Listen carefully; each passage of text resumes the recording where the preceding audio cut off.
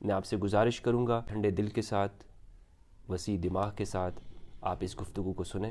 گالی دینا، سب و شتم کرنا ہمارے حرام ہے، مقدسات اہل سنت، اور ہمیں یہ بھی پتہ ہے کہ اہل سنت کے مقدسات کون کون ہیں، صحیح۔ اور جو نہیں ہے اہل سنت کے مقدسات وہ بھی ہمیں پتہ ہے۔ آج آپ بتائیے کہ آپ کیا کہتے ہیں؟ ہم ہرگز یہ نہیں کہتے کہ صحابہ کرام سوائے 3 کے سب کافر ہو گئے تھے، ہم ہرگز یہ نہیں اچھا۔ کہتے، ہم ہرگز یہ نہیں کہتے، ہم تکفیر کے قائل ہی نہیں ہیں۔ مولا علی نے 6 مہینے تک بیعت نہیں کی، اس پہ تو سب اتفاق ہے، کیونکہ مجھے تو یہ بڑی بڑی دھمکیاں دے چکے ہیں، اور میں تو انتظار میں ہوں کہ یہ عنوان مجھے ملے، سعادت کی موت ہے۔ ان کے رکنے سے کہیں رکا نہیں ہو، بلکہ جہاں انہیں رکا ہے وہاں اور بڑا مجمع ہو گیا میرا، بے وقوف ہے، انہیں کوئی سمجھائے۔ الحمدللہ والصلاة والسلام علی رسول اللہ وآلہ ومن والہ۔ بسم اللہ الرحمن الرحیم۔ السلام علیکم ورحمۃ اللہ وبرکاتہ۔ ناظرین کرام، جیسا کہ آپ جانتے ہیں کہ میرا نام مفتی فضل ہمدرد ہے، اور میں بین المذاہب والمسالک ہم آہنگی پر کام کرتا ہوں۔ پہلے بھی ہماری ملاقات جناب علامہ سید شہنشاہ حسین نقوی صاحب حفظہ اللہ سے ہو چکی ہے، اور ان کا تفصیلی انٹرویو ہم نے کیا ہے۔ وہ بھی اسی سلسلے میں تھا کہ پاکستان کے اندر شیعہ سنی وحدت پر کس طرح سے کام کیا جائے، اور جو دونوں مسالک کے درمیان میں پائی جانے والی غلط فہمیاں ہیں ان کو کس طرح سے دور کیا جا سکتا ہے۔ ہمارے پاکستانی معاشرے کے اندر بالخصوص اور دنیا بھر کے مسلم معاشروں میں بالعموم شیعہ سنی کے درمیان میں گیپ پایا جاتا ہے، آپس میں ملاقاتیں نہیں ہیں، گفتگو نہیں ہے، باہم تبادلہ خیال نہیں ہے، ایسا کوئی پلیٹ فارم موجود نہیں ہے کہ جس پر دونوں طبقات بیٹھ کر اپنے مسائل کا حل کر سکیں۔ تو لہٰذا ہم نے یہ ایک طریقہ نکالا ہے کہ ہم علماء کے پاس جاتے ہیں اور ان کے مسلک کے مدعا کو انہی کی زبان سے سنتے ہیں۔ مجھ پر یہ اعتراض کیا جاتا ہے کہ میں ان لوگوں سے کیوں نہیں ملتا ہوں کہ جو مخالفین ہیں یا جو اپنا موقف رکھنا چاہتے ہیں، تو میں نے کبھی کسی سے ملنے سے انکار نہیں کیا ہے، ہمیشہ میں نے یہی چاہا ہے کہ ہم دونوں طبقات سے ملیں۔ لیکن میں یہ بتاتا چلوں کہ مناظرہ کرنا، مجادلہ کرنا، لوگوں کے ساتھ ایک دوسرے پہ علمی برتری حاصل کرنا، یہ میرا کام نہیں ہے، نہ مجھے یہ کام زیب دیتا ہے۔ تو اگر آپ کو مناظرے کرنے ہیں یا مجادلے کرنے ہیں تو اس کے لیے کوئی آپ اپنا پلیٹ فارم بنا سکتے ہیں۔ میرا کام یہ ہے کہ ہم دونوں طبقات کو آپس میں ایک دوسرے کے قریب کریں تاکہ ہمارے معاشرے کے اندر امن آ سکے۔ تو اسی سلسلے میں ہماری ملاقات ہوئی ہے۔ میں بہت متشکر ہوں، جناب اہل تشیع عالم ہیں، ذاکر اہل البیت علیہم السلام ہیں، اور جیسا کہ آپ جانتے ہیں کہ اہل البیت وہ ہیں کہ رسول اللہ صلی اللہ علیہ وآلہ وسلم نے اپنے آخری خطبے میں ارشاد فرمایا، میں تم میں 2 چیزیں چھوڑ کے جا رہا ہوں، قرآن مجید اور اہل البیت۔ تو ان کا تذکرہ کرتے ہیں۔ میں ان کا نہایت متشکر ہوں کہ انہوں نے ایک بار پھر مجھے موقع دیا کہ میں ان کے ساتھ بیٹھ سکوں، اور جو پہلی گفتگو کے نتیجے پر جو سوالات اٹھے تھے وہ میں ان کے سامنے رکھ سکوں۔ السلام علیکم ورحمۃ وعلیکم اللہ۔ السلام ورحمۃ اللہ وبرکاتہ۔ کیسے ہیں آپ؟ الحمدللہ میں ٹھیک ہوں۔ شکریہ۔ حضرت، پہلی جو ہماری ملاقات ہوئی اس میں جو کچھ آپ نے بیان کیا وحدت کے حوالے سے، صحابہ کرام کے حوالے سے رضوان اللہ علیہم، تو بہت سارے دوست احباب نے الحمدللہ اسے پسند کیا، وائرل ہوا، وہ مختلف پلیٹ فارم پہ وہ نشر بھی ہوا، لیکن کچھ لوگوں نے اس پہ اعتراض کیا ہے، اور وہ اعتراض مجھے بھی لگتا یہ ہے کہ شاید اس کو میں آپ کے سامنے رکھوں۔ وہ یہ کہتے ہیں کہ علامہ صاحب نے جو گفتگو آپ کے ساتھ کی ہے نا، تو یہ جو صحابہ کے احترام کی بات کی ہے کہ میں منع کرتا ہوں، میں ٹوک دیتا ہوں، تو یہ تقیہ کر رہے ہیں اندر سے، کیونکہ آپ کا جو مذہب ہے شیعہ مذہب میں تقیہ کرنا یعنی جھوٹ بولنا، اور یہ جھوٹ بولنا یہ ایک عبادت سمجھتے ہیں، تو آپ تو کس طرح سے یہ بات کرنے کے اندر مخلص ہیں؟ بسم اللہ الرحمن الرحیم۔ سب سے پہلے تو آپ کا شکریہ کہ آپ نے ایک مرتبہ پھر موقع دیا، اور کچھ باتیں یقیناً تشنہ طلب رہ جاتی ہیں، تشنہ بیان رہ جاتی ہیں، تو اس کی وضاحت بہت ضروری ہے۔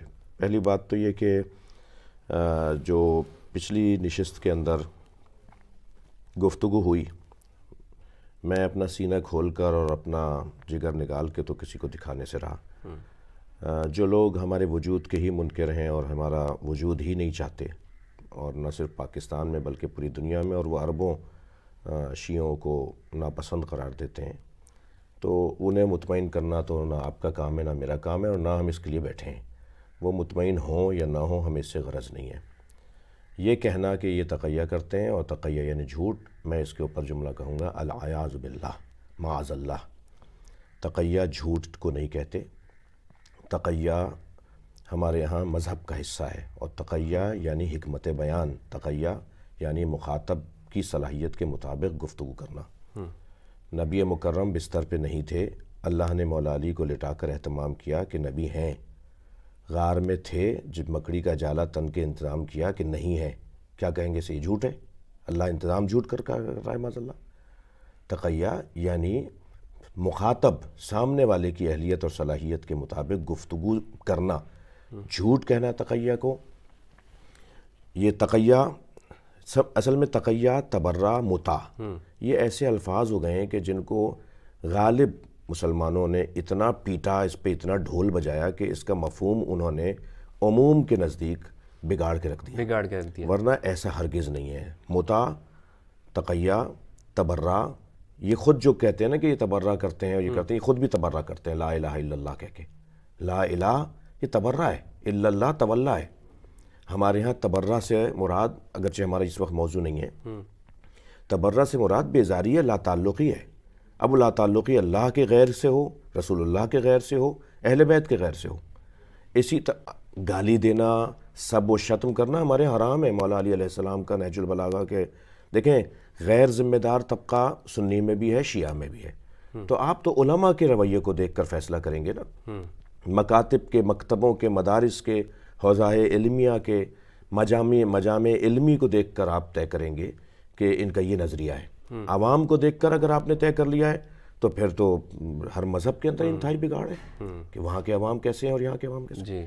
تو یہ کچھ ایسے عناوین ہیں کہ جن کو غلط انداز سے اپنی تشریح کر کے ہم سے پوچھے بغیر اس کو نشر کیا گیا۔ اسی طرح تقیہ معاذ اللہ جھوٹ نہیں ہے، اس کا مطلب یہ ہے کہ آپ اتنی بڑی قوم کو اور ان سے جڑے ہوئے ان لوگوں کو کہ جن کے یہاں کرامتیں پائی جاتی تھیں، بزرگ شخصیات تھے، فقہا تھے، ابو بصیر، مومن طاق، حشام، اصحاب اجماع، حضرت ابو ذر غفاری، سلمان فارسی رضوان اللہ تعالیٰ علیہم، بڑی تعداد میں یہ لوگ تھے کہ جن کے اوپر عنوان تشیع ہے صحابہ کرام میں۔ تو کیا سارے وہ تقیہ کرتے تھے اور سارے وہ معاذ اللہ جھوٹ بولتے تھے؟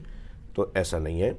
میں پھر دوبارہ دہرا رہا ہوں کہ جو میں نے پچھلی گفتگو میں آپ کے ساتھ جو باتیں کی، وہ کسی طور کسی کو راضی کرنے کے لیے اور نہ ہی غلط بیانی اور جھوٹ بولنے کے لیے کی گئیں، بلکہ ایک حقیقت ہے۔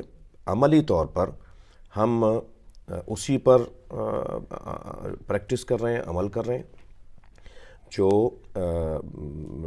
جو کہا گیا۔ مثلا میں اگر یہ کہہ رہا ہوں کہ میں اپنے مجالس کے اندر لوگوں کو روکتا ہوں کہ یا کوئی ایسے نعرہ لگ جائے یا کوئی ایسی ربائی پڑھ دی جائے، تو کیا یہ میں آپ کو راضی کرنے کے وہ ریکارڈ موجود ہے میرا؟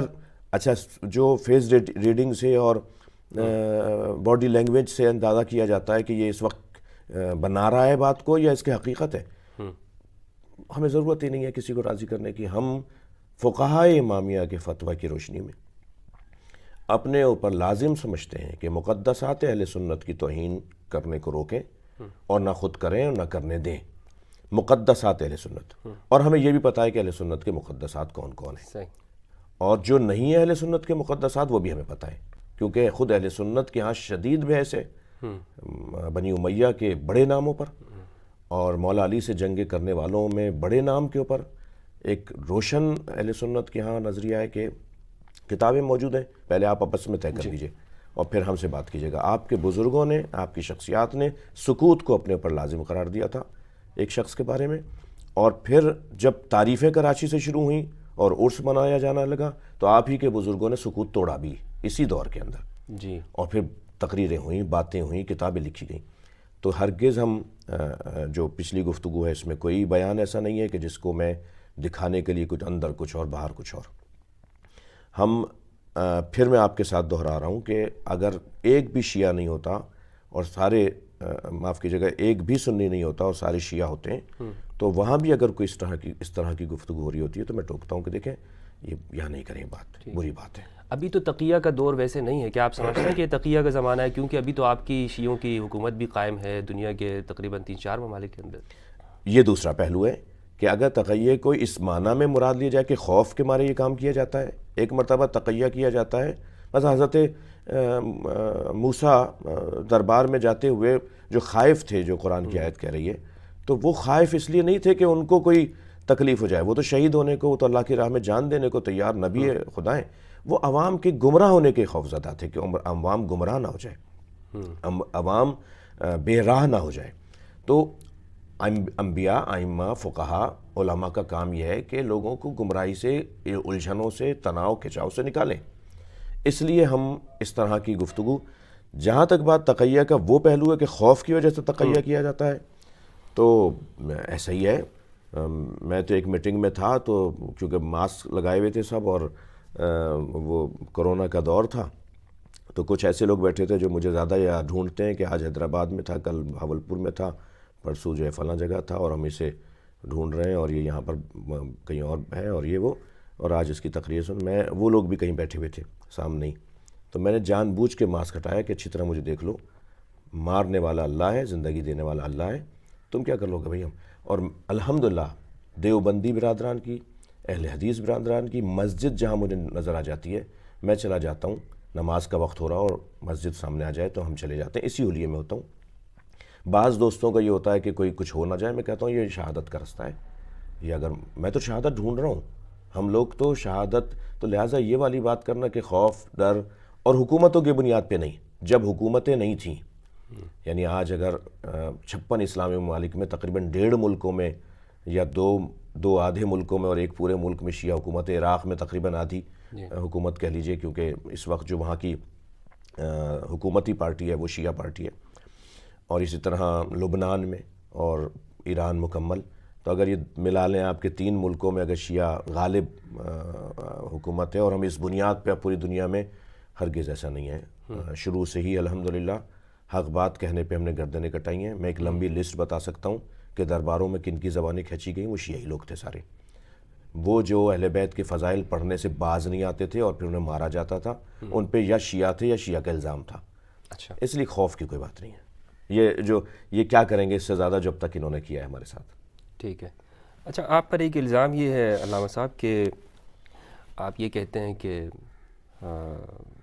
نبی کریم صلی اللہ علیہ وآلہ وسلم کے بعد ان کے جو صحابہ کرام رضوان اللہ علیہم ہیں، ان میں صرف 3 مسلمان رہ گئے تھے اور باقی جو ہے سب کافر ہو گئے تھے۔ کیا آپ نے اس طرح کچھ کہا ہے کبھی؟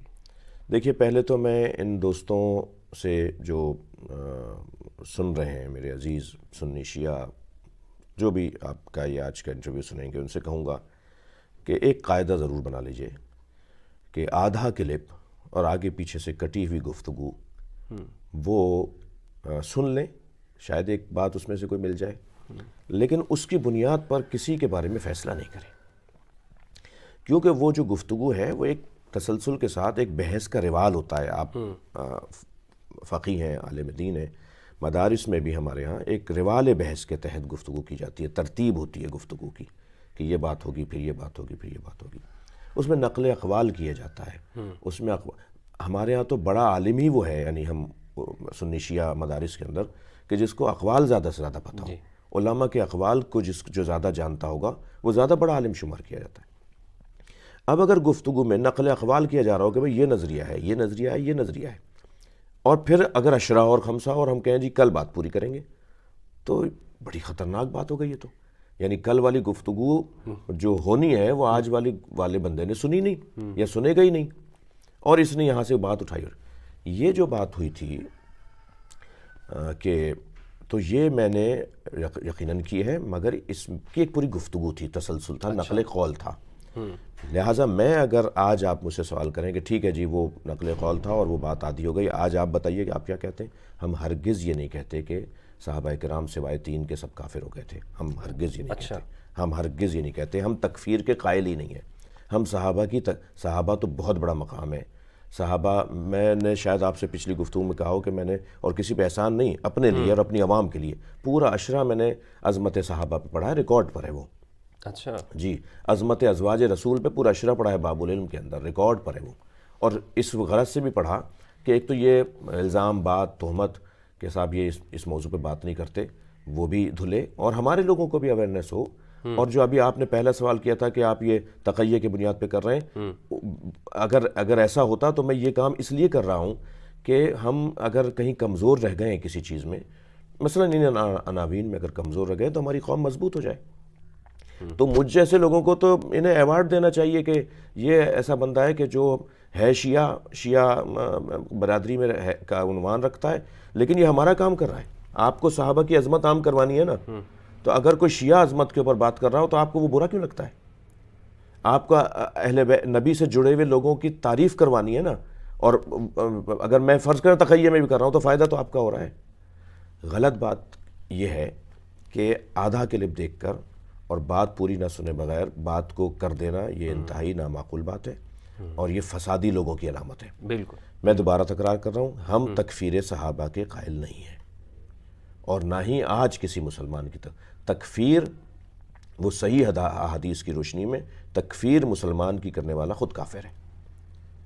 اچھا. صحیح حدیث کے مطابق مسلمان کی تکفیر کرنے والا خود کافر ہے.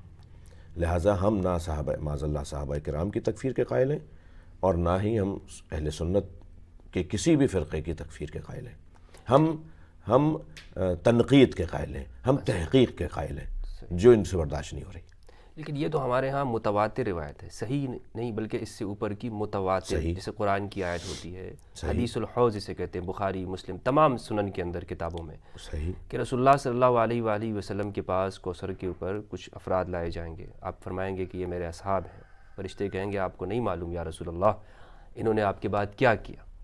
یہ اپنے پیروں ایڑیوں کے بل پھر گئے تھے.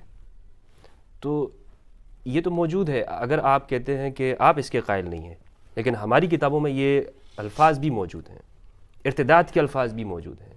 اب آپ کا جو اصل جو موقف ہے، جو مذہب کا ہے شیعہ کا، اسے آپ کس طرح سے بیان کرنا چاہیں گے؟ دیکھیے مفتی صاحب، دو باتیں آپ نے کر دیں. ایک تو پہلے تو آپ نے یہ سوال کیا تھا کہ سوائے 3 کے سارے کافر ہو گئے تھے. میں نے اس کی تردید کی ہے، میں ان احادیث کی تردید نہیں کر رہا. اچھا. یہ ایک علیحدہ بات ہے. وہ سارے کے سارے ایک تو صحابہ نہیں تھے، نہیں ہوں گے جو حوض کوثر پہ لوٹائے جائیں گے. ان کی ایک تعداد لکھی ہے، صحابہ کرام کی تعداد سرکار کے زمانے میں جنہوں نے نبی کو دیکھا اور نبی پر ایمان لائے اور ایمان پر ان کا دم نکلا، ان کی تعداد 1.5 لاکھ سے زیادہ ہے. تو وہ جو تعداد حوض کوثر پہ آئے گی وہ 1.5 لاکھ نہیں ہے. لہٰذا پھر ہم یہ نہیں کہہ سکیں گے کہ 3 کے علاوہ سارے جو ہے وہ اس حدیث کا شکار ہیں. یعنی اس میں عام لوگ بھی شامل ہوں گے؟ جی عام لوگ نہیں، صحابہ ہوں گے. مثلا خوارج کون تھے، میرا سوال ہے. سارا آج عالم اسلام متفق ہے یا نہیں کہ وہ کافر ہو گئے تھے؟ خوارج جنہوں نے مولا علی کے خلاف جنگ کی، خوارج ذوالخویسر تمیمی جو مال غنیمت لینے کے لیے آیا، یا وہ تو یہ ان کے بارے میں سارے اس وقت مسلمانوں کا نظریہ ہے کہ وہ سارے خروج از اسلام، خارج از اسلام ہو گئے تھے. اسلام سے خارج ہونے والے کو کیا کہتے ہیں بھائی؟ آپ بتا دو. اگر کافر نہیں کہتے تو کیا کہتے ہیں؟ تو وہ کیا صحابہ نہیں تھے؟ ان میں صحابی نہیں تھے؟ یعنی جو ماضی میں صحابی تھے انہوں نے اپنی حرکت کی وجہ سے وہ اسلام سے خارج ہو گئے. تو تعداد کم نہیں ہے ان لوگوں کی. لیکن وہ والا جو پوائنٹ ہے نا پہلے والا کہ 3 کے علاوہ، میں آپ کو ایک بات عرض کروں. اصل یہ الجھن کیا ہے؟ اصل الجھن یہ ہے کہ نبی مکرم کی رحلت کے بعد جو 2 مدرسے بنے، مدرسۃ الصحابہ و مدرسۃ اہل بیت. اب آپ کہیں گے صاحب یہ تعبیر کہاں سے لے آئے؟ یہ کتابوں میں جو کچھ ہے اس کی روشنی میں تعبیر بنائی جائے گی. مدرسۃ اہل بیت، جنہوں نے بیعت نہیں کی، جو اہل بیت کو دیکھ رہے تھے آپ جو کریں گے وہ ہم کریں گے، جو آپ کہیں گے وہ ہم کریں گے. مولا علی نے 6 مہینے تک بیعت نہیں کی، اس پہ تو سب اتفاق ہے. آپ یہاں تو ایک دن اگر کوئی ایک لمحہ اگر کوئی تاخیر کر رہا ہو اس کے لیے آپ کھڑے ہو جاتے ہیں کہ اس نے دیر کی، یہ تردد میں تھا فلاں. 6 مہینے نہیں کی. دروازے کا واقعہ، بیعت لینے کا طریقہ کار جو بھی ہوا. تو کچھ صحابہ تھے جن میں ہمارے پاس کوئی 12-14 کی تعداد ہے، جو یا 16 یا 17 کی تعداد ہے، جو مولا علی کو دیکھتے تھے کہ علی کیا کہہ رہے ہیں، علی کیا کر رہے ہیں، اور وہ مولا سے جڑے ہوئے تھے. وہ پہلے شیعہ ہم شمار کرتے ہیں. اچھا. تاریخ تشیع کے پہلے شیعہ. ان میں بھی پھر 3-4 ایسی شخصیات تھیں کہ جو شدید تھے اپنے نظریے کے اندر. حضرت ابو ذر غفاری رضی اللہ تعالیٰ عنہ، حضرت سلمان فارسی، حضرت حذیفہ یمان، حضرت مقداد، یہ وہ لوگ تھے، حضرت عمار بن یاسر، یہ وہ لوگ تھے کہ جو شدید تھے ان 12-17 میں، ان 15-17 میں. تو ہم انہیں پہلا شیعہ شمار کرتے ہیں جنہوں نے مولا علی کو دیکھ کر. اچھا، پھر مولا علی نے جب بیعت کر لی بقول جو بھی طریقہ کتابوں میں ہمارے بھائیوں نے لکھا، ہم کیا کوئی بھی اس کو بیعت نہیں تصور کرے گا کہ وہ یہ بیعت ہوتی ہے، یہ ایسی بیعت ہوتی ہے. تو بے رضا و رغبت نہ ہونا، تو بہرحال اس کو یہ لوگ تو تھوڑا سا ان کو اجازت مل جائے تو یہ تو مولا علی کے بارے میں بھی وہ تقیہ کے قائل ہو جائیں گے کہ اس وقت علی نے تقیہ کی بنیاد پہ بیعت کی تھی، معاذ اللہ۔ تو وہ جو چند شخصیات ہیں، ہم ان سے روایات کو بے طریق اصحاب مولا علی سے وہ روایات لیتے ہیں، لہٰذا ہم 3 کے علاوہ سب کافر ہو گئے تھے اس کا نظریہ نہیں رکھتے، بلکہ ہم تعداد کو محدود کرتے ہیں، اور وہ سارا قصہ، اس کا پس منظر وہ ہے جو میں نے آپ سے عرض کیا۔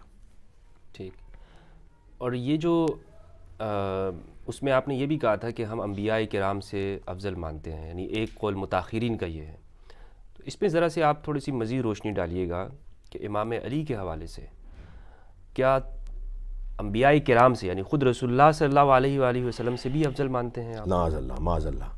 اصل میں وہی جو پہلے بھی میں نے آپ سے عرض کیا نا کہ آدھا قلعے پوری تقریر سنے بغیر، بات کو مکمل سنے بغیر ایک نظریہ قائم کر لینا، اور کیونکہ جب نیت ہی خراب ہو، جب طے ہو کہ اس کو رگڑنا ہے، اس کو مارنا ہے، اس کو روکنا ہے، یعنی فوراً اس کے خلاف، تو کوئی پریٹینشن نہیں ہے۔ الحمدللہ میں بہت سے ہزار لوگوں پہ غالب ہوا، اکیلا کافی ہوں۔ تو یہاں پہ تو حضرت اس لیے بھی پرائم منسٹر کے اوپر حملہ ہو جاتا ہے کہ وہ کہہ رہے ہیں کہ اذان کے وقت میں ڈیک چل رہا تھا، گانے چل رہے تھے، تو یہ پیدا ہو جاتے ہیں۔ تو یہ بھی ایک رویہ یہاں پر ہے نا، صحابہ کرام، نبی کی عظمت، یہ سب مقدس ہیں، لیکن اس کو پیش اس طرح سے کیا جاتا ہے کہ یہ اس شخص نے توہین کی ہے۔ ابھی میں اگلا سوال اس کی طرف آؤں گا، یہ جو توہین صحابہ بل ہے، اس سے کیا پاکستان میں امن بڑھے گا یا انتہا پسندی بڑھے گی؟ تو وہ جو مفتی صاحب آپ نے فرمایا نا کہ میں نے ایسا کہا ہے، مولا علی علیہ السلام، میرا اپنے شعر کے 2 مصرے ہیں، وہ میں آپ کو سنانا چاہوں گا کہ میں نے عرض کیا تھا کہ خدا کے بعد نبی اور نبی کے بعد علی۔ اس کا پہلے سنا دیتا ہوں کہ جو ہے وہ مولا علی علیہ السلام کے حوالے سے یہ کلام ہے، غدیر خم کے سفر میں سراب کوئی نہیں، خدا نبی کا علی کا جواب کوئی نہیں۔ اس کے بعد عرض کیا تھا کہ 1000 ذرے مگر آفتاب کوئی نہیں، تراب سب ہیں مگر بو تراب کوئی نہیں۔ کیا بات ہے! اسی کلام کے تسلسل میں میرے یہ اپنے ہی کلام کے 2 مصرے ہیں کہ خدا کے بعد نبی اور نبی کے بعد علی۔ پھر تکرار کر رہا ہوں، خدا کے بعد نبی اور نبی کے بعد علی، اس ایک بات سے روشن کتاب کوئی نہیں۔ ہم مولا علی کی عظمتوں، فضیلتوں کے قائل ہیں بعد از نبی مکرم کے بعد، لیکن جب کلپ کاٹا جائے گا کہ میں یہ کہہ رہا ہوں کہ مولا علی تمام انبیاء سے افضل ہیں ہمارے نبی کے علاوہ، تو ہمارے نبی کو کاٹ دیا کلپ میں، اور پہلا جملہ لے لیا کہ تمام انبیاء سے افضل ہیں، اور کیونکہ ہمارے نبی بھی انبیاء میں آتے ہیں لہٰذا شہنشاہ حسین نقوی کہہ رہا ہے کہ وہ نبی مکرم سے بھی افضل ہے۔ یہ خیانت ہے، پوری بات سنو۔ تو جب انہوں نے ایک جگہ یہ والی بات کی تو ہم نے اپنے وہ سارے کلپس نکالے اور بھجوا دیے کہ بھائی دیکھ لیجئے، پوری بات سن لیجئے۔ تو میرا نہیں، پوری شیعہ قوم کا نظریہ ہے، اور متاخرین سب اس پہ متفق ہیں۔ متقدمین کے اندر جو اولو العزم پیغمبر تھے، صاحبان شریعت پیغمبر تھے، ان کے علاوہ مولا علی کی افضلیت کے قائل تھے شیعہ علماء، شیخ صدوق، شیخ مفید رحمۃ اللہ علیہ، اور جو متاخرین ہیں وہ سب اس بات کے قائل ہیں۔ ظاہر ہے بہت ساری احادیث، بہت ساری روایات، بہت سارے مفاہیم، بہت ساری بحثوں کے نتیجے کیا اہل سنت کے بعد میں نہیں آئے؟ کیا نظریات تبدیل نہیں ہوئے؟ اور تو لیکن آج کا جو شیعہ عالم ہے وہ اس بات پر متفق ہے کہ خدا کے بعد نبی اور نبی کے بعد علی۔ جب ہم نے کہا نبی کے بعد علی، تو نبی کے بعد زمانی طور پر نہیں، بلکہ حیثیت اور کیفیت میں اور فضیلت میں نبی کے بعد علی۔ جب کیفیت اور فضیلت میں نبی کے بعد علی، تو جب نبی یہ فرما رہے من کنت مولا فہذا علی مولا، میں جس کا مولا ہوں علی اس کا مولا ہے۔ نبی کس کے مولا تھے؟ احادیث ہیں ہمارے پاس کہ جب معراج پہ تشریف لے گئے تو انبیاء کرام اپنے مولا سے مل رہے تھے، اور نبی ان کے مولا تھے، اور نبی ان کے مولا ہیں۔ اسی طرح جو قرآن مجید سورہ مبارکہ نساء کی آیت ہے جسے آیہ مباہلہ ہم کہتے ہیں، اس آیہ مباہلہ میں نفس مصطفیٰ قرار دیا گیا مولا علی کو۔ پھر وہ حدیث جس میں سورہ نور کی وہ آیت جس میں ارشاد ہوتا ہے بسم اللہ الرحمن الرحیم فی بیوت اذن اللہ ان ترفع ویذکر فیہا اسمہ ویسبح لہ فیہا بالغدو والآصال۔ اس آیت کے نازل ہونے پہ صحابہ کرام نے پوچھا کہ وہ گھر کس کے ہیں جن کی تعمیر و تعظیم کا اللہ حکم دے رہا ہے؟ تو سرکار نے فرمایا بیوت الانبیاء. اب دیکھیں انبیاء سے مولا علی کے افضل ہونے کے بارے میں نبی کے علاوہ، سرکار دو جہاں کے علاوہ، خاتم الانبیاء کے علاوہ ان سے پہلے کے نبیوں کی بات کر رہے ہیں. تو سرکار نے فرمایا وہ بیوت الانبیاء ہیں جن کو تعمیر و تعظیم کا اللہ اس آیت میں حکم دے رہا ہے. تو حضرت ابوبکر نے سوال کر لیا، اتفاق اور حسن اتفاق. فرمایا ہاد المکان میں نہ، یہ والا مکان علی و بطول کا ان میں سے ہے. جب انبیاء کے گھر کا جواب آ گیا تھا تو حضرت نے تو میں کہتا ہوں کہ پورے مسلمانوں پہ ایک احسان کیا ہے، کلیئر کیا ہے عقیدہ. یہ سوال کر کے کہ یہ علی و بطول کا گھر ان میں سے ہے. اور سرکار کا کیا جواب تھا؟ حضرت نے فرمایا نعم من افاضلھا، یہ ان سب سے افضل ہے. گھر ان سب گھروں سے افضل ہے تو گھر والوں سے گھر ہوتا ہے نا. تو میں کیا غلط کہہ رہا ہوں؟ یعنی گھر والوں سے گھر کی اہمیت بنتی ہے. بھئی فضیلت اس گھر کی کیوں تھی؟ کیونکہ علی و بطول وہاں رہتے تھے، حسنین وہاں رہتے تھے. تو نبی فرما رہے ہیں یہ گھر ان سارے گھروں سے افضل ہے، نبیوں کے گھروں سے افضل ہے. تو ہمارے پاس اس طرح کی بہت دلائل ہیں اور بحثیں ہو چکی ہیں. یہ کوئی میرا نیا نظریہ نہیں ہے. ہاں یہ خیانت ہے کہ کوئی اس کے اندر یہ بات کر کے کہ میں نبی سے، سرکار دو جہاں سے، خاتم الانبیاء سے افضل کہہ رہا ہوں. ہرگز ایسا نہیں ہے. انا عبید من عباد محمد، میں علی محمد کے غلاموں میں سے ایک چھوٹا غلام ہوں. سوال کرنے والا پوچھتا ہے آپ کا مقام نبی کے برابر ہے، تو ناراض ہوتے تھے مولا علی. آج تو بعد ایک طبقہ مسلمانوں کو کہتا ہے نبی ہم جیسے ہیں، مولا علی اس کو اپنے لیے برداشت نہیں کرتے تھے کہ نبی مجھ جیسے ہیں. لہٰذا وہ جب بات آئے گی عظمت کی، جب بات آئے گی فضیلت کی، احترام کی، تو خدا کے بعد نبی اور نبی کے بعد علی. اور اسی طرح بھی آپ کا کچھ ماننا ہے کہ اللہ سے 2 سال چھوٹا ہے علی؟ معاذ اللہ. دیکھیں پھر وہی میں تکرار کروں گا کہ جو احادیث یا جو بیان کلپ آدھی اپنے مطلب کی بات 8 منٹ کی تھی 3 منٹ کا نکال لیا، وہ یقیناً فساد کا سبب بن سکتا ہے. احادیث میں ایک حدیث کی قسم ہے ہمارے یہاں، میں آپ سے استفادہ کروں گا کہ کیا آپ کے ہاں بھی اس نام سے کوئی عنوان بنا ہے احادیث کا. ایک قسم ہے ہمارے یہاں علوم حدیث میں، اور وہ عنوان ہے احادیث مشکلہ.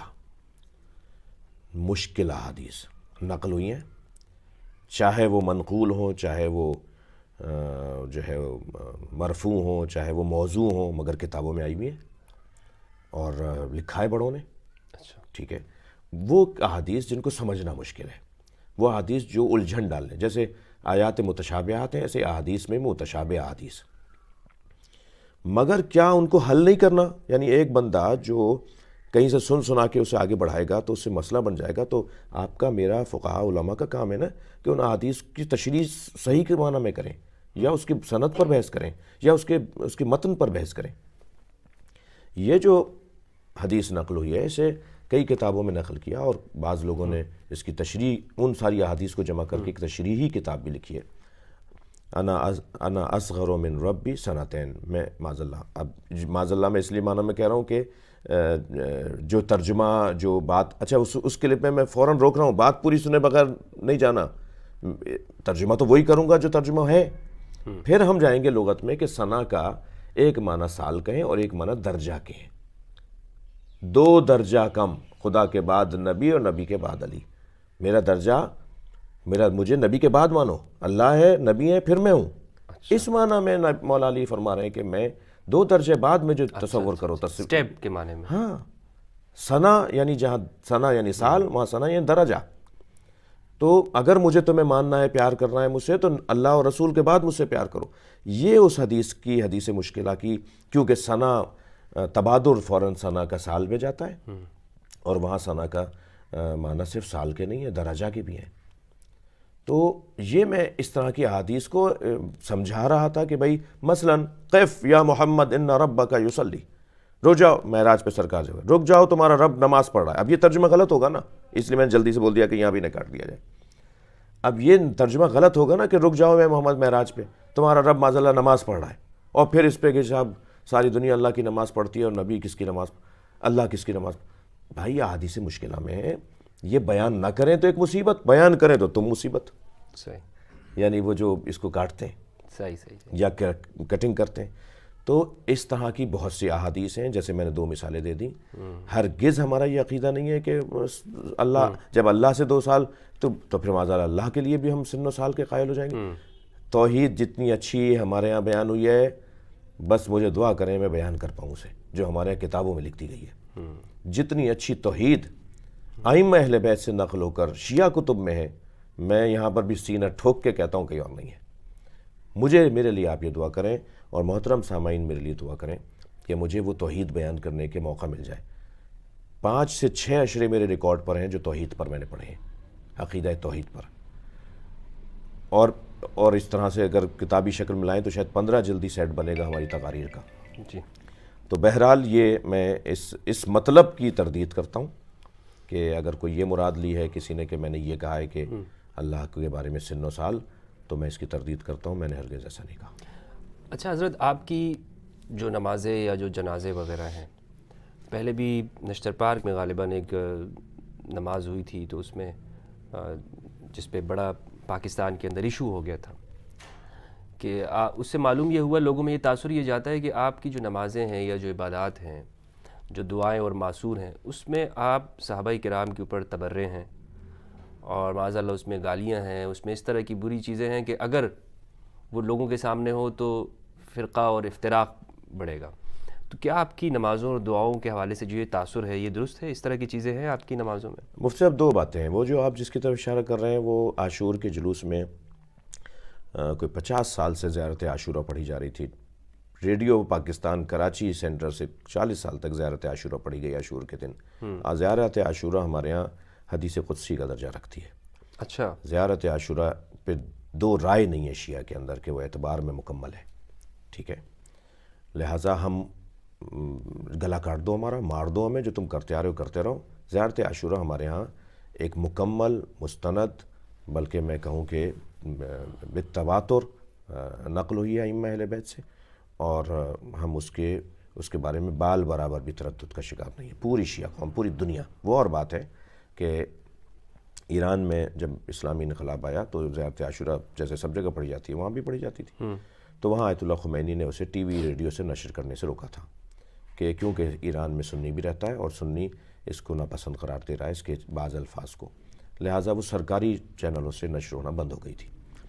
تو میں بھی ذاتی طور پہ اس کا قائل ہوں کہ مائک پر اور نشریات میں وہ آپ اپنے عقائد بیان نہیں کریں کہ جس میں کسی ایسے شخص کا نام لیا جا رہا ہو جسے بعض لوگ صحابی مانتے ہیں، تو غلط فہمی پھیلانے میں انہیں آسانی ہوگی۔ زیارت عاشورہ میں جن لوگوں کے نام ہیں، ٹھیک ہے، وہ انہی لوگوں کے نام ہیں جو آپ کے خود مسلم نہیں ہیں، اچھا، جو آپ کے یہاں معتبر نہیں ہیں اموی حکمرانوں کے نام ہیں جناب۔ اچھا، خلفائے راشدین کی تو نہیں ہے؟ نہیں، اچھا اچھا اچھا نہیں، تو بالکل نہیں ہے۔ آپ آج جا کے دیکھیے گا جن کے نام ہیں وہ یہی ہیں جن کی طرف ہم نے ابھی اشارہ کیا۔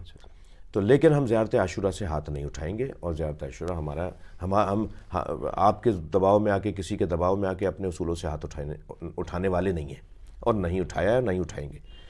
رہ گئی بات یہ کہ ہمارے یہاں نمازوں میں اور اس میں کوئی تبرہ ہوتا ہے، کیا ہوتا ہے۔ ایک کلپ آیا تھا اور وہ تھا عراق کے کسی شہر کا، وہ بھی کربلا، نجف، سامرہ، کاظمین جو ہمارے معتبر مراکز ہیں وہاں کا کلپ نہیں تھا، وہ ایک کسی مسجد کا کلپ تھا جس میں وہ دعائے قنوت کے اندر خلفائے ثلاثہ کے نام لے کر یہ الفاظ کہہ رہے تھے، جو الفاظ جو ہے نا وہ ایک صاحب نے ہمیں یاد کرتے ہوئے بھی خود بھی دہرا دیے۔ نقل کفر نباشت کا محاورہ ہر جگہ نہیں ہوگا۔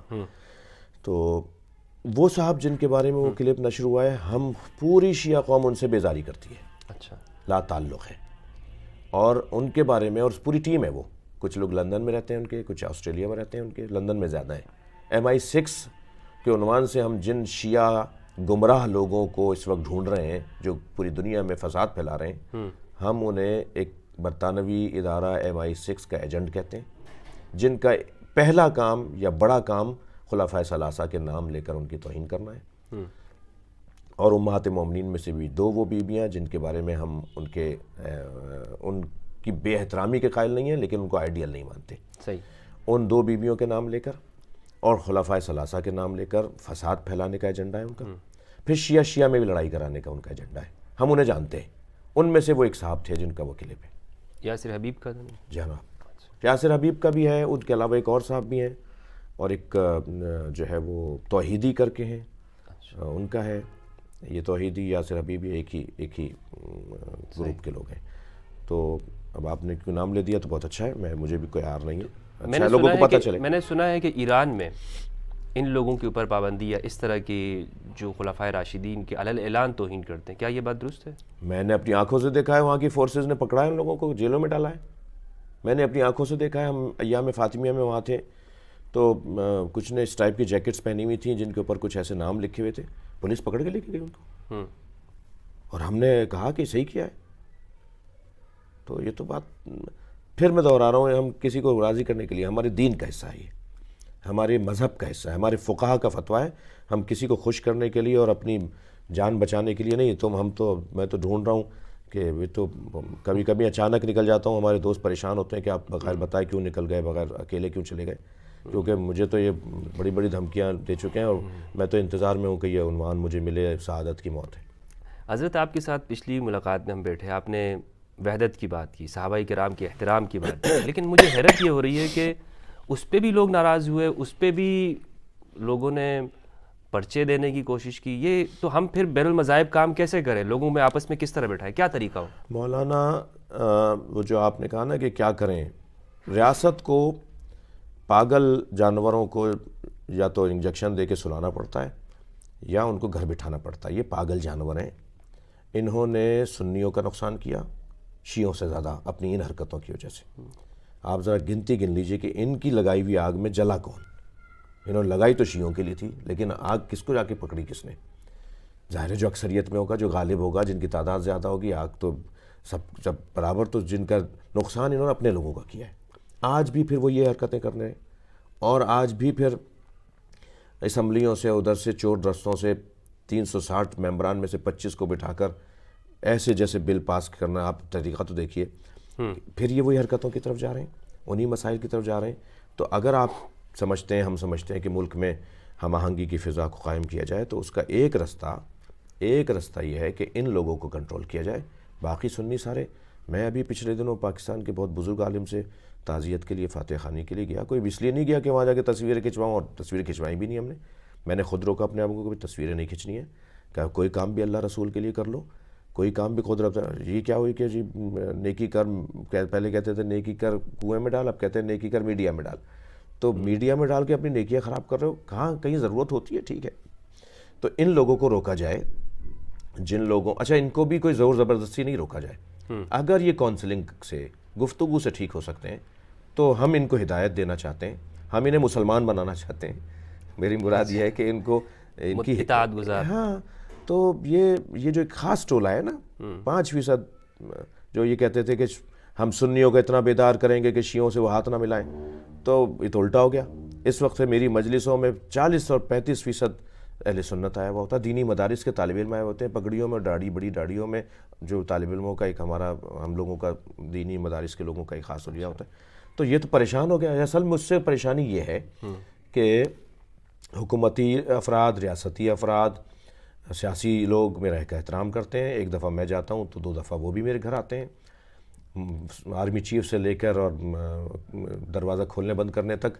ایک یہ پریشانی کہ شیعہ اس حد تک کیوں پہنچ گیا. دوسرا اس کی گفتگو سے سنی کیوں استفادہ کر رہے ہیں. میں ایک جگہ سے گزر رہا تھا، ایک ایئرپورٹ پر. مجھے دیکھ کر ایک صاحب آئے، اچھی بڑی پوسٹ کے اس ایئرپورٹ پہ تھے. مجھ سے وہ کلپ نکال کے کہہ لیں آپ یہی ہیں؟ میں نے کہا ہاں میں یہی ہوں.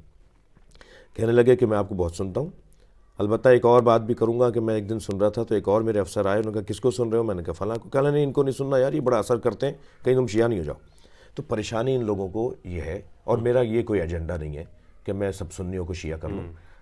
سب اپنی اپنی جگہ، اپنی خلوص اور سچائی کے ساتھ ایک دوسرے کو قبول کرتے ہوئے میں تو یہاں تک کہتا ہوں کہ شیعہ مسجدوں میں آ کے سنی بچہ نماز پڑھے اور وہی ہاتھ باندھ کے پڑھے، جیسے تمہیں سکھائی بیٹا ایسے ہی پڑھو، مگر آؤ ایک دوسرے کے آنا جانا بڑھاؤ. تو مسئلہ کچھ اور ہے. تو یہ جو ایک اخلاق بھی تو ہوتے ہیں نا. ایک شخص ممبر پہ کھڑا ہو جاتا ہے اور ممبر پہ کھڑے ہو کر وہ بجائے اللہ اور اس کے رسول کی بات کرنے کے، اہل البیت یا صحابہ کرام رضوان اللہ علیہم کی بات کرنے کے، وہ علامہ طارق جمیل صاحب یا شہنشاہ نقوی صاحب یا مفتی ہمدرد، ان کے اوپر وہ جھوٹے الزامات، جیسے آپ نے کہا کلپ کاٹ کے. یہ رویہ کیا ایک شخص کو جو دینی شخص ہو یہ زیب دیتا ہے؟ اور کیا ریاست اس میں کیا کردار ادا کرے؟ کیونکہ یہ اگر نہیں روکیں گے عام آدمی تو ان مولویوں کو سن کر اسے دین سمجھ رہا ہے نا. بھئی میں تو کہتا ہوں کہ ریاست کا کام ہے، یہ ہمارا کام نہیں ہے. میں بھی اگر کوئی وائلیشن کروں، کوئی ملک میں فساد کا خدا نخواستہ ذریعہ بنوں، تو ریاست کو چاہیے مجھ سے آ کے بات کرے اور مجھ سے کہے، مجھے متوجہ کرے. انسان ہے، ہو سکتا ہے کہ کیفیت میں کچھ کہہ دیا ہو. یہی ان کے لیے بھی ریاست کو کرنا چاہیے. یہ آئے دن کوئی نہ کوئی ایسی بات کر رہے ہوتے ہیں، انہیں سمجھائیں، انہیں کنٹرول کریں، لیکن ایک طریقے سے، گفتگو سے. یہ نہیں کہ میں ان کے لیے کچھ اور کسی چیز کا قائل ہوں، نہیں. بلکہ عجیب بات ہے، مجھے کچھ لوگ میرے ہی ناراض ہوئے. میں نے کہا بھائی یہ جو لوگ ہیں یہ پاکستانی شہری ہیں، ان کا حق ہے کہ یہ تقریر کریں. ایک جگہ میں گیا، انہوں نے مجھے رکوا دیا. ہم پھر ایک اور طریقے سے وہاں گئے، رکا کہیں نہیں ہو ان کے رکوانے سے، اور رکوں گا بھی نہیں.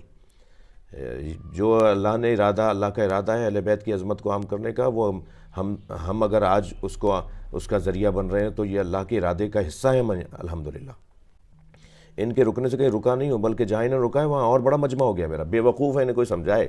یہ جب میرے لیے مسائل کھڑے کرتے ہیں تو وہاں مجمع زیادہ ہو جاتا ہے، وہاں زیادہ لوگ آ جاتے ہیں. اگر میں 2000 سے خطاب کرتا ہے، ان کی وجہ سے 10,000 ہو جاتے ہیں. میرا تو فائدہ ہو جاتا ہے، میری بات 10,000 تک چلی جاتی ہے. تو یہ بے وقوفی کر رہے ہیں. بہرحال تو انہیں سمجھایا جائے، انہیں روکا جائے، انہیں متوجہ کیا جائے کہ اس طرح کا ماحول ملک کے مفاد میں نہیں ہے. یہ تکفیر کرتے ہیں. تکفیر کا جو سزا ہے وہ پاکستان میں ابھی تک کچھ نہیں ہے جہاں تک میری معلومات ہے. شرعی طور پر آپ کیا سمجھتے ہیں کہ تکفیر کی کیا سزا ہونی چاہیے؟ یہ سوال میں نے انجینئر مرزا علی بھائی سے میں نے پوچھا تھا، تو انہوں نے کہا کہ ان مولیوں کو لٹکا دو. میری اس حوالے سے سوچ یہ ہے کہ سب سے پہلے یہ ذمہ داری تو گورنمنٹ کی ہے جی، کہ وہ اسٹیبلش کرے. اور یہ علماء جو امن کمیٹیوں میں بیٹھ کے اکٹھے مرغے اڑاتے ہیں، بریانیاں اڑاتے ہیں اور بعد جمعے کے خطبوں میں ایک دوسرے کی تکفیر کرتے ہیں نا، ان کے چہروں کے اوپر نا گرم تولیے پھیرے جائیں، ان کی خفیہ ویڈیوز نکالی جائیں اس امن کمیٹی کی، اور ان کی عوام کو بتایا جائے دیکھو یہ اندر کٹھے بیٹھ کے کھاتے ہیں اور یہ کس طریقے سے ایک دوسرے سے ہنسی مذاق کرتے ہیں اور آپ کو آپس میں لڑا رہے ہیں. ان کی اس لیے لوگوں کے سامنے کھولی جائے. اگر مولوی تکفیر کرتے ہیں اس کے لیے کوئی قانون سازی ہونی چاہیے، کوئی سزا آپ تجویز کریں گے گورنمنٹ کو یا پاکستان کو؟ ہم نے مختلف فورم پر، ہم نے ہی نہیں، خود انہوں نے ہی تجویز کیا ہے. یہ بھی جب ویسے تو نہیں بیٹھیں گے آپ کا میرا بیٹھنا انہیں برا لگ رہا ہے، لیکن جب ڈنڈے والے بٹھاتے ہیں نا تو سب سے آگے بیٹھے ہوتے ہیں. یہ جب بوٹوں والے انہیں بلاتے ہیں نا تو سب سے پہلے بیٹھے ہوئے ہوتے ہیں. تو بھائی جب بیٹھنا ہی نہیں ہے تو پھر وہاں بھی لڑ جاؤ کہ نہیں بیٹھیں گے ہم ان کے ساتھ. ہوٹلوں میں بھی بیٹھے ہوتے ہیں جہاں اچھے کھانے. تو انہیں کیسے روکا جائے؟ میں سمجھتا ہوں کہ یہ فقہا کا کام ہے. میں جو ہے وہ کچھ نہیں کہہ پاؤں گا کہ فقہا طے کریں کہ تکفیر کی سزا کیا ہونی چاہیے. میری اپنی ایک طالب علمانہ رائے وہ یہ کہ پہلے مرحلے پہ انہیں سمجھایا جائے. سمجھانے میں اگر یہ قائل نہ ہو اور ان کی تکفیر سے ماحول خراب ہو رہا ہو اور فساد بڑھ رہا ہو، تو جو عام کرائم میں فسادی کی سزا ہے اس کو فساد کا عنوان دے کر ان کو کنٹرول کیا جائے. حضرت عمر نے اپنے زمانے میں ایک نوجوان تھا، وہ خوبصورت تھا، اسے علاقہ بدر کر دیا تھا صرف اس وجہ سے کہ وہ خوبصورت تھا. تو اس سے معلوم ہوتا ہے کہ اس طرح کی سزائیں ہونی چاہیے کہ جو مثلاً جو وہ تو ایک قدرتی خوبصورتی کی وجہ سے کیا گیا اور یہ تو فساد بدصورتی پھیلا رہا ہے نا، معاشرے کو بدصورت کر رہے ہیں. اچھا حضرت، یہ ابھی پاکستان میں ایک قانون آیا ہے، میرے بس مختصر ایک دو سوال ہیں جو میں رکھنا چاہتا ہوں. اس قانون کے اندر یہ ہے کہ جو توہین صحابہ ہو اس کے اوپر عمر قید کرے جس کے اوپر ثابت ہو جائے. یہ تو پتہ نہیں کہ ثابت ہو جائے یا نہیں، بس جو توہین صحابہ کرے تو اس کو 10 سال کی سزا یا عمر قید کی ہو. تو یہ اس پہ آپ بتائیں کہ کیا یہ اس طور پر اختیار ہے ہمارے ہاں ریاست کو کہ وہ یہ طے کر رہی ہے کہ فقہی طور پر یہ توہین ہے یا نہیں ہے؟ کیا اس قانون کے اندر یہ چیزیں واضح ہیں؟ یہ ایک انسان کیسے طے کرے گا کہ اس شخص نے توہین کر دی؟ کیونکہ یہ شیعہ کے ہاں جو صحابہ ہیں وہ اہل سنت مثلا اس پہ کچھ کے اوپر تو متفق ہیں، لیکن جو اہل سنت کے ہاں ہیں تو وہ اہل تشیع کے ہاں متفق نہیں ہیں، اس میں کوئی اختلاف نہیں ہے. تو ایک چیز جو مختلف علیہ ہے اس پر قانون کیسے لایا جا سکتا ہے؟ مفتی صاحب، پہلے تو یہ کہ یہ جو بل پیش کیا گیا یہ معقول انداز سے پیش نہیں کیا گیا، رائج انداز سے پیش نہیں کیا گیا، اور قانونی طور پر اس بل کے اوپر بہت روشن اعتراض ہے. پہلے تو ہم وہ 3 سال والی سزا پر ہم تو اب بحث کر رہے ہیں 10 سال اور عمر قید نہیں، اب تو ہم 3 سال والے کو ختم کروائیں گے انشاءاللہ بحث اس پہ ہونی چاہیے اچھا کہ وہ بھی جو پاس کیا گیا تھا وہ آپ نے پاس کیا تھا، قرآن کی آیت نہیں ہے، حدیث نہیں ہے، کوئی فقہا کے فتویٰ نہیں ہے، یہ سزا آپ کی. اور پھر یہ سزا جس کا وہ مفتی نہیں ہے اس کا فتویٰ بھی اس پہ نہیں چلے گا. مثال کے طور پر کسی مسیحیوں کا کوئی مفتی ہو، مثال مفتی سے مراد ہے کہ ان کے یہاں کوئی پادری بشپ ہو، تو اس بشپ کا فتویٰ مسلمانوں پہ نہیں چلے گا. ٹھیک ہے، تو یہ جو 10 سال والا قانون ہے یا عمر قید یا سزائے موت جو بھی ثواب دی ہے جج کے اوپر، یہ ایک تو جو پاس ہوا ہے جس انداز سے اسمبلی سے، وہی سب کو پتہ ہے کہ کیسے پاس ہوا ہے.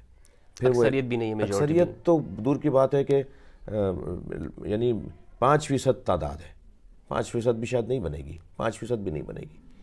تو وہ تعداد ایک بل پاس کر رہی ہو، بل بھی اتنا حساس ہو. پھر صاحب ایک تکفیری جماعت کے بندے نے آ کے کہہ بھی دیا کہ ہم نے بل بنوایا تھا، ہم نے دیا تھا، ہمارے کہنے پہ پیش کیا ہے.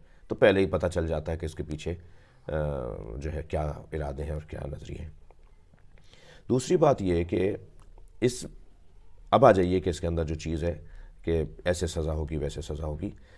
جہاں اب تک صحابہ کی تعریف، جہاں اب تک توہین کی تعریف، تحقیق کی تعریف، تفسیر کی تعریف، جہاں اب تک مفاہیم کو پہلے کلیئر نہ کیا گیا ہو، وہاں اس طرح کا بل پاس کرنا یہ نیت کی خرابی کی علامت ہے. ہم نے مطالبہ یہ کیا ہے، پہلے تو ہم اس کو مسترد کرتے ہیں، ہم نہیں مانتے اس کو، بل کو نہیں مانتے. ٹھیک ہے جو پچھلی ہماری گفتگو ہو رہی تھی کہ اگر کوئی تکفیر کرتا ہے، کوئی فساد پھیلاتا ہے تو اس کی سزا ہونی چاہیے، لیکن ہم اس بل کو نہیں مانتے. اب اس بل کو کیوں نہیں مانتے، اس کی ایک ہمارا مطالبہ یہ ہے کہ پاکستان میں ایک سرکاری اور 2 غیر سرکاری، ایک فعال اور ایک غیر فعال فورم سامنے آئے، اسلامی جماعتوں کے، اسلامی شخصیات کے، مذہبی رہنماؤں کے، مختلف مکاتب فکر کے فقہاء اور علماء اس کے اندر موجود ہیں. یہ بل وہاں سے نہیں گزارا گیا.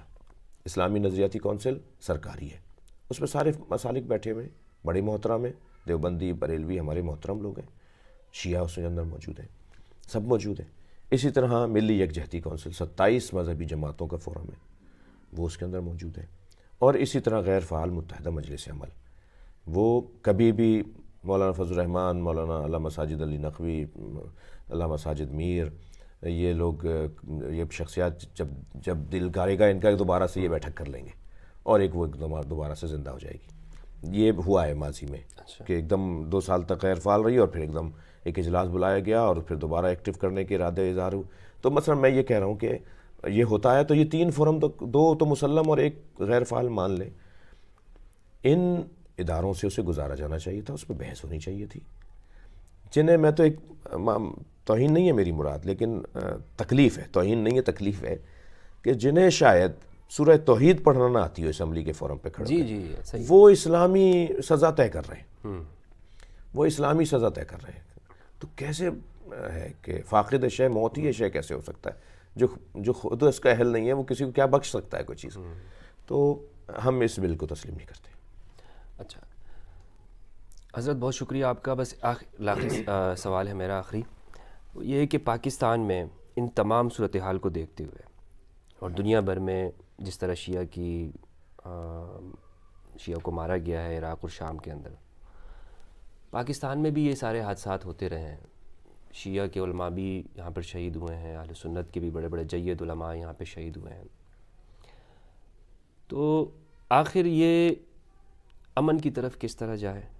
اور سنجیدہ جو کوششیں ہیں، ایک تو وہ کوششیں جو آپ نے کہا کہ زبردستی ان کو لے جایا جاتا ہے، یا بڑے بڑے ہوٹلز جو ہیں 5 اسٹار ہوٹل میں علماء بیٹھتے ہیں، اچھی بات ہے، کھانوں کے اوپر بیٹھتے ہیں، لیکن سنجیدہ جو کوششیں ہیں اس کی طرف ہم کیسے اپنی نوجوان نسل کو قائل کریں اور آگے آئیں کہ لوگ، بھئی اختلاف ہے ٹھیک ہے، یورپ میں بھی لوگ رہ رہے ہیں، وہاں بھی شیعہ سنی ہیں، پرامن طریقے پر جلوس وہاں بھی ہوتے ہیں، کسی طرح کی کوئی شرپسندی نہیں ہوتی، ایران ہمارے سامنے ہے، موجود ہے. تو پاکستان میں یہ چیزیں، سنجیدہ کوششیں اور پائیدار امن کے لیے کیا لائے عمل آپ کے پاس کیا ہے؟ میرے پاس ہی نہیں بلکہ جو مشاہدہ ہو چکا ہے، جو نظر آ رہا ہے، جس نے فائدہ پہنچایا ہے، اسی کو مضبوط کیا جائے. مثلاً یہ آج ہماری گفتگو گفتگو خود بہت ساری چیزوں کو کلیئر کرتی ہے، مسائل کو آسان کرتی ہے. پھر مذہبی فورم جو بنائے گئے ہیں ان کو مضبوط کیا جائے. میرا مطالبہ ہوگا آپ کے توسط سے ملی یکجہتی کونسل کے فورم کی، کہ آپ نے طے کیا تھا، میں اس کا حصہ ہوں. میں قاضی حسین احمد مرحوم رحمۃ اللہ علیہ ان کے زمانے میں جو ملی یکجہتی کونسل دوبارہ سے ری بلڈ ہوئی، دوبارہ سے بنائی گئی، اس میں انہوں نے 5 کمیٹیاں بنائی تھیں. تو اس میں ایک کمیٹی میں مجھے بھی رکھا تھا. مجھ سے ان کو بڑا مجھ سے شفقت فرماتے تھے، میرے پر مہربان تھے مرحوم قاضی حسین احمد. تو ملی یکجہتی کونسل کے ان بزرگوں نے طے کیا تھا. میں حضرت پیر ابو الخیر آزاد حافظ زبیر صاحب، حافظ زبیر ابو الخیر، حافظ زبیر ابو الخیر حیدرآباد والے، جو ہمارے الوری ہمارے جو مفتی صاحب ہیں، بزرگ ہیں میرے، ان سے گزارش کروں گا، وہ کیونکہ اس وقت سربراہ ہیں اس ملی یکجہتی کونسل کے، کہ آپ نے طے کیا تھا اس وقت میں بھی، جب میں کچھ میٹنگز میں گیا اسلام آباد، ایک کراچی کے اجلاس میں بھی تھا، مرکزی کابینہ میں تھا میں، تو تھا یعنی ہوں نہیں ہوں، کیونکہ بہرحال تو اسے نیچے تک لایا جائے، گلی کوچوں تک اس فورم کے اثرات کو لایا جائے. متحدہ مجلس سے عمل جب فعال ہوئی تھی تو گلی کوچوں تک اثرات آنا شروع ہو گئے تھے. بہت اچھا ماحول ہو گیا تھا. جو علم کو دیکھ کر کہتے تھے نکاح باطل ہو جائے گا، وہ علم کے قریب کہیں بیٹھ کے میٹنگوں میں آتے تھے. مثلا خواہ مخواہ کی باتیں جو تھیں وہ دور ہو رہی تھیں. یا سنی کے مدرسے میں شیعہ نہیں جاتا تھا تو شیعہ جانے لگے. میں مرحوم شہید حسن ترابی کے ساتھ ایک بہت بڑے مرکز میں گیا اور بڑے اچھے ماحول میں ہم وزٹ کر کے آئے. تو نیچے تک ماحول بہتر ہو رہا ہے اور ہوگا اگر ان فورموں کو اور ان اداروں کو مضبوط کیا جائے. دیکھیں عوام ہے، شیعہ عوام بھی، سنی عوام بھی. عوام ہے صبح سے گیا ٹھیلا لے کے، رات کو تھکا ماندہ آ رہا ہے، اس نے ایک دم آ کے بستر پہ گھر میں آ کے ٹی وی دیکھا، کلپ لگایا، اس کو ہم نے عجیب سی بات کر دی. وہ بیچارہ تو بس وہی سن کے کہے گا یہی دین ہے، یہی مذہب ہے. اس کے پاس تو نہ 5 وقت نماز پڑھنے کا ٹائم اگر نکال لے تو یہ اس کا بڑا جہاد ہے. یہ عوام جو ہیں بیچارے، ان کو کیوں ہم پریشان کر رہے ہیں؟ ہم اپنے جھگڑے، اپنی نیتوں کی خرابی، اپنے معاملات کو مادی اور دنیاوی اعتبار سے سیدھا کرنے کے لیے عوام کو کیوں رگڑ رہے ہیں؟ تو یہ جو خواص ہے نا، کل بھی خواص نہیں امن و امان پھیلایا تھا اور خواص نہیں بدامنی پھیلائی تھی. آج بھی خواص ہی امن و امان پھیلائیں گے اور عام کریں گے، اور خواص ہی گڑبڑ کر رہے ہیں. تو خواص جو ہیں، شخصیات جو ہیں ہر فورم کی، ہر مذہب مکتب کی، انہیں سمجھداری سے کام لینا پڑے گا. لیکن حضرت جو ممبر کا جو استعمال ہے وہ بھی تو مثبت ہونا چاہیے نا. ممبر پر اگر جو ہے وہ اہل البیت علیہم السلام کی توہین ہوگی، یا کسی جگہ پر جناب ابو طالب علیہ السلام کو کافر کہا جائے گا، یا نازیب الفاظ کہے جائیں گے، یا صحابہ کرام خصوصاً خلفائے راشدین حضرت ابوبکر رضی اللہ عنہ یا حضرت عمر رضی اللہ عنہما، ان کے بارے میں تنقید سے ہٹ کر اوپر درجے پہ یعنی سب و شتم یا وہ رویہ کہ جو بنو امیہ کے حکمران امام علی علیہ السلام کے لیے کرتے تھے، تو یہ رویہ کیا اس کو آپ مذمت نہیں کریں گے؟ شدید مذمت. میں تو آپ سے کئی دفعہ کہہ چکا ہوں کہ میں اپنے مجمع میں یہ سوچتا بھی نہیں ہوں کہ یہ میرے ساتھ اب کیا کرے گا. اس کو میں بھرے مجمع میں ڈانٹتا ہوں، اسے روکتا ہوں، اور اس کے خلاف بعد میں پوچھتا ہوں یہ کون تھا، یہ کوئی سازشی بندہ تو نہیں تھا جو فساد پھیلانے آیا. ہم بیخ کرنی پڑے گی، ہمیں ان کی حوصلہ شکنی کرنی پڑے گی ان کی ہمیں، اور ان کو ہمیں ڈرانا پڑے گا کہ بھئی یہ غلط کر رہے ہو. تو میں اپنی جگہ کام کر رہا ہوں، نہ کسی کو راضی کرنے کے لیے کر رہا ہوں، نہ کسی سے کوئی شاباش لینے کے لیے. ہم اپنے دین کا حصہ، اپنے دین کی تعلیمات کا نفاذ کا حصہ اسے جانتے ہیں کہ فقہائے امامیہ کے فتویٰ کی روشنی میں مقدسات اہل سنت کی توہین کرنا حرام ہے. وہ اس پہ ہم عمل کر رہے ہیں، عمل کروا رہے ہیں. بہت بہت شکریہ حضرت آپ کا. بہت شکریہ آپ کا بھی. ناظرین، یہ تھے ہمارے ساتھ ذاکر اہل البیت علیہم السلام جناب علامہ سید شہنشاہ حسین نقوی صاحب حفظہ اللہ. جو بھی گفتگو کی یہ آپ کے سامنے ہیں. میں آپ سے گزارش کروں گا کہ ٹھنڈے دل کے ساتھ، وسیع دماغ کے ساتھ آپ اس گفتگو کو سنیں. ہم نے پاکستان کی بہتری کے لیے، عالم اسلام کی وحدت کے لیے، اور اپنے آنے والی نسلوں کی بہتری اور بہترین مستقبل کے لیے کام کرنا ہے کہ یہ پاکستان پرامن ہوگا. یا مذہبی بنیادوں کے اوپر، مسلکی بنیادوں کے اوپر فرقہ وارانہ جھگڑے نہیں ہوں گے تو ہمارا ملک ترقی کرے گا. ہم پوری دنیا کے اندر اس حوالے سے تنزلی کا شکار ہو گئے ہیں کہ یہ مسلمانوں کو دیکھ کر کے یہ آپس میں لڑتے رہتے ہیں. آج ہمارا نوجوان وہ ایتھیسٹ ہو رہا ہے، ملحد ہو رہا ہے، دین چھوڑ رہا ہے، مذہب بیزاری میں اضافہ ہو رہا ہے. اور یہ کہا جا رہا ہے کہ اسلام کا اجتماع کے ساتھ کیا تعلق ہے، ملک کو سیکولر اور لبرل ہونا چاہیے، یہ آوازیں پیدا ہو رہی ہیں. تو ان سب کے بچنے کے لیے ہمارے پاس یہی حل ہے کہ ہم آپس میں بیٹھیں، گفتگو کریں، سوال کریں. اللہ سبحانہ و تعالی ہم سب کو اس بات کی توفیق عطا فرمائے کہ ہم قرآن مجید اور اہل بیت علیہم السلام کی معرفت حاصل کریں. والسلام علیکم ورحمۃ اللہ وبرکاتہ.